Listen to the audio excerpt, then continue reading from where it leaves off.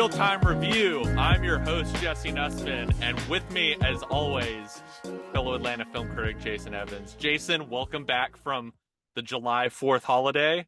We are diving into some movies we missed, some new movies that are coming in this weekend. The summer pipeline continues to just, flow with plentiful cinematic delights for everyone out there. And first, we're going to talk about, I think, one of the more curious titles of the year, which is a movie you've kind of been hyping up a little bit. I feel like has just been the subject of online hype for months and months, which is the horror movie Longlegs, starring Micah Monroe and Nicolas Cage.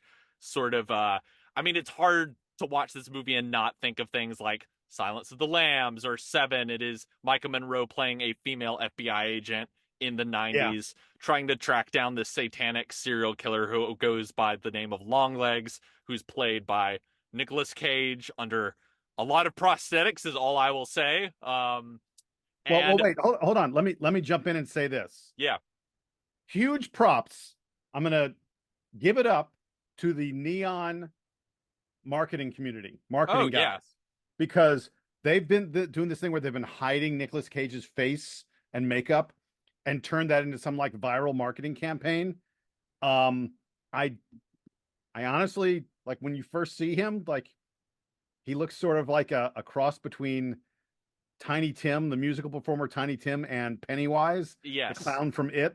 I thought about Tiny Tim a lot while watching him in this movie. Yeah. Tiny Tim, not, a weird looking guy, but not the scariest looking guy. No. Yeah. I mean, look, Longlegs is a weird character, but am I wrong in saying he's almost more funny than he is scary? Like, he talks with a really strange voice. At one point in the movie, a young teenage girl just outright mocks him to his face. She goes, "Oh, the creepy guy is back." Like, yeah, this is a real, like, I think both Cage and Micah Monroe in this movie are going to be performances that, like, if you're on the wavelength of the movie and you might think they're great, or they might come across as like two people really, really overacting. I first want to preface us, like, we're talking about the hype for this, and I don't want this to too much be kind of a movie about like what our expectations were because of the marketing versus what we're getting. But is this the scariest movie of the year? Because it's sort of been built up, I think, for a lot of people. And is it just sort of clever marketing on the part of Neon? Or, in your opinion, is this kind of like a, seismic big horror movie event for people to check out? No, I don't think it is. I frankly, look, I'm a guy who, I get affected by scary movies, by horror movies. I've told the audience this. I don't usually go to see horror movies because it keeps me up at night. This one did not do that to me, and I don't want to seem like I'm trashing it too much. The film is incredibly foreboding. Everything about it is ominous and nerve-wracking.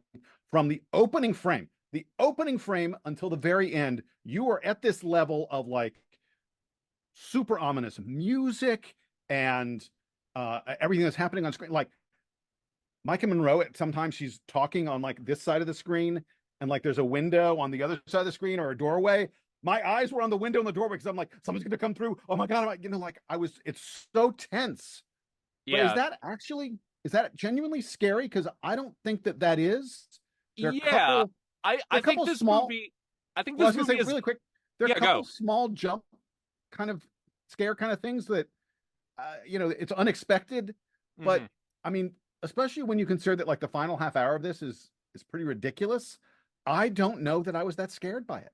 Yeah, I sort of find this movie effective for... I first want to preface, I don't know that I could say I, quote, like the experience of watching this, because this is in that sort of category of, we talked about some Maxine last week, which is a very like referential horror movie that kind of has a bit of a sense of humor about itself. This is like pure dread. Like, as an audience, you are meant to feel bad and feel sort of on edge at every moment. And for most of its running time, I think Oscar Perkins, who should be mentioned, I think it is a fun note to mention that the director of this serial killer movie is the son of Anthony Perkins, who played Norman Bates in Psycho.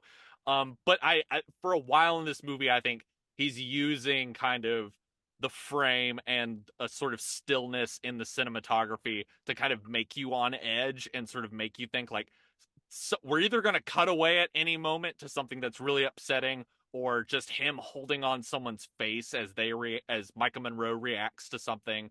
And I think, Tension. There's yeah, so much tension. It's yeah. unbelievable. But Yeah. I agree with you. I think as the movie sort of goes on, and for, not to get too much in the spoilers, like the puzzle pieces start being put together a little bit more, and sort of a clearer picture about what's going on starts revealing itself. The movie to me, I think, loses. It's scarier to me when it's being more ambiguous than when it starts sort of like literalizing and explaining kind of how these crimes are all connected and what other nefarious forces are maybe behind these killings. I think the movie sort of loses some of that really unsettling power as it goes on. Yeah, there's no question about it. I thought the script left a lot to be desired. I already mentioned that the final act was a little bit ridiculous, but the entire first part, the movie sort of divided into different chapters. The entire first chapter, the entire first part of the movie focuses on these coded letters that are being written by Longlegs. It never ends up meaning anything. The Micah Monroe's character named Lee Harker basically cracks the code. I'm not sure we ever completely understand how she cracked it. She translates these letters.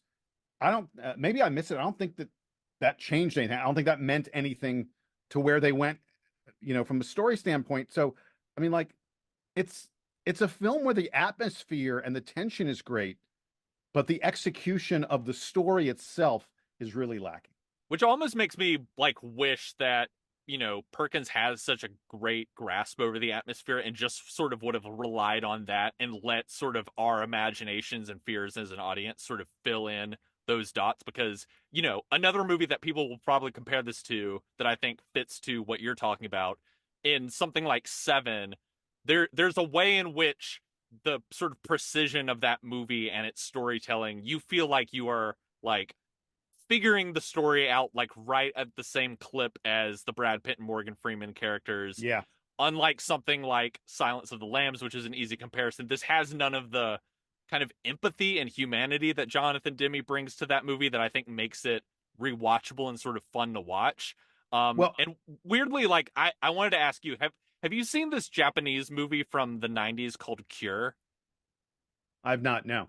So I would actually recommend our audience, if you're interested in this movie, go watch that one too, because I will say that movie has a very similar idea in terms of how these killings are taking place, and the idea of maybe there's some sort of hypnosis at play in terms of these killings.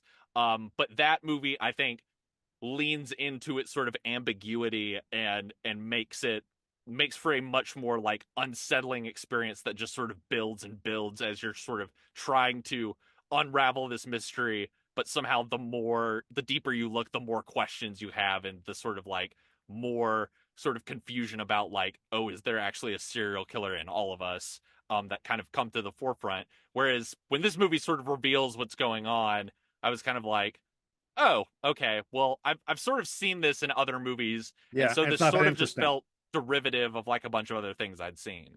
Yeah, and the other thing that I would add about all of this is I think that real horror, real terror comes from relatable characters. It comes from us watching it and us feeling like I could maybe be, in this situation, or I understand what the person in this situation is thinking.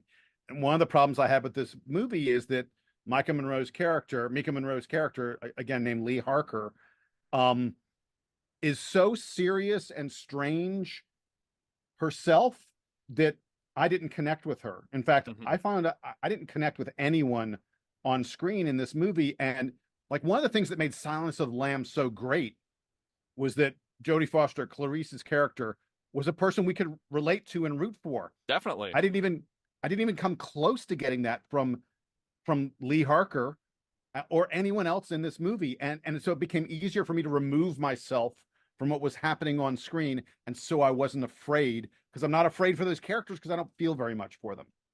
Well, let's move on to a new release this week for maybe those that are a little too scared to go out and see Longlegs, which is Fly Me to the Moon, a sort of historical rom-com set around the Apollo 11 mission, starring Scarlett Johansson and Channing Tatum. Essentially, Scarlett Johansson plays a New York ad salesman.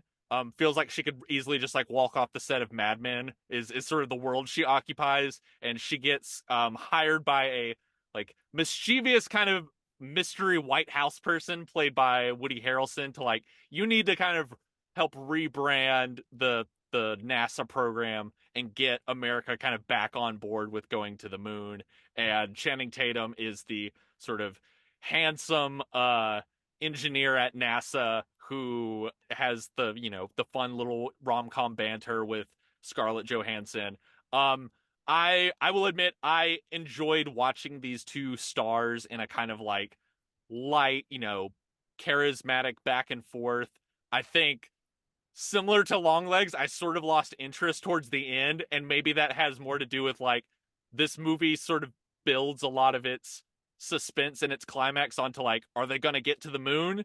And you as an audience are sort of sitting there being like, I don't know. I kind of feel like we did. I feel like this is pretty as much as this has like some fun rom-com elements in it, it is, I think there's a disservice to it in that it is like covering a very sort of well documented part of US history, even if it's trying to have a little bit of fun with like, oh, was there maybe a plan to fake the moon landing? Did they actually do it? All of that stuff, I still think it kind of feels a little been there, done that, even though I do think there are these two like very charming movie star performances at the center. Yeah, I will disagree a little bit. I will say this. I thought, first of all, I think the movie's kind of cute. I think it's very watchable. I think it's a film that, for the most part, you know, delivers what it promises, and you know, it doesn't promise to be like some Oscar caliber kind of film. It promises to be a pleasant rom-com, and I think it does have that. Scarlett Johansson to me is great. She's having a lot of fun. She is very charming in this movie. There's like a sort of feminist, you know, keeping women down kind of, or I should say women rising up after men try to keep them down kind of theme that happens here. I wish that had been explored even more, but she's like great at her job and you root for her from the start. Where I disagree with you is I didn't love Channing Tatum's character. I didn't really buy him as a NASA engineer. His character is somewhat sour and down a little bit compared to literally everyone else in this film is very funny and feels like they're having a lot of fun, and he's sort of this, you know, wet blanket on. He has on to top be of the all kind that. of like curmudgeon-y person in Yeah. charge, essentially. And then the other thing about it is the film lasts more than 2 hours and 10 minutes. I don't know why. Like it definitely starts to drag at times. And there begins to become like other stuff that gets introduced into the plot, especially For about the no Scarlett reason. Johansson character, that like I understand how it makes sense thematically with what this movie is trying to say about like, you know, the value of the truth in our society, but it just sort of felt like a hat on a hat and kind of like this unnecessary thing that kind of overcomplicates the movie and kind of almost feels like it's beamed in from like a totally other kind of movie. Yeah.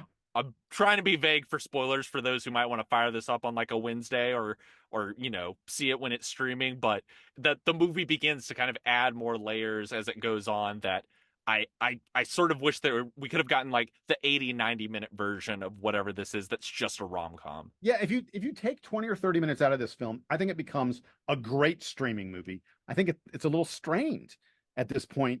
2 hours and 10 minutes is long for a streaming film. And then the last thing I want to mention is there's a piece of me that hates that the, you know, sort of the central plot here is that they built a set which would allow them to fake the moon landing. If something went wrong. We have enough conspiracy theories out there without a movie that seems to sort of embrace that faking the moon landing is like one of the original conspiracy theories. Mm-hmm. And here we are with a movie that is trying to make us laugh at that. I kind of feel like I don't want to be too serious, but conspiracy theories are a thing and they're a problem. And here we have a movie that is, I didn't love that aspect of the plot. Or at least like I kind of wish they did something more creative with it than how they introduce it into the movie, which becomes this whole kind of like, you know, are they going to use the fake footage or the real footage, sort of becomes like the whole last third of this thing. Whereas, you know, that I can see a more kind of fun meta play on like, oh, what if someone tried to fake the moon landing or something like that? But the way this movie just sort of uses it, it's sort of just sort of like a vague obstacle that to kind of get in the way of everything. Well, look, bottom line is, I think ScarJo makes it worth seeing. Hmm. I'm not going to say you need to pay full price or something like that. Matinee, wait for streaming. Those are both decent options here, but I think it's a cute rom-com. So speaking of streaming, we decided last minute we wanted to talk about Beverly Hills Cop Axel F, which I feel like sort of became the movie of the 4th of July weekend that everyone saw, and I think is worth us talking about. Did you enjoy this return to the Beverly Hills Cop universe? And like, is Beverly Hills Cop a property that means that much to you? I think I personally I've seen the first two. I like the first two. I've never seen the third one. You're lucky. It's That that's so why I never bad. saw it. Yeah. Yeah. Yes, I will say that there is plenty of nostalgia in my heart for Beverly Hills Cop. It's one of the great, buddy cop comedies of all time. Maybe the best of all time. And such a And like cool movie in that like the behind the scenes of it is like it was written as a Sylvester Stallone vehicle and yeah, then Stallone pulled out and they just reframed it as like, what if we cast Eddie Murphy who's hot on SNL and just have him do bits the entire time and then all of a sudden it becomes like one of the biggest R-rated movies ever. well, and most of his funny parts weren't scripted. They would Hmm. just go like, "Hey, Eddie, go in this place," and he would just do his thing. And I'm sure they were sitting there watching it on camera, just be like, "Oh my God, what have we done? This is incredible."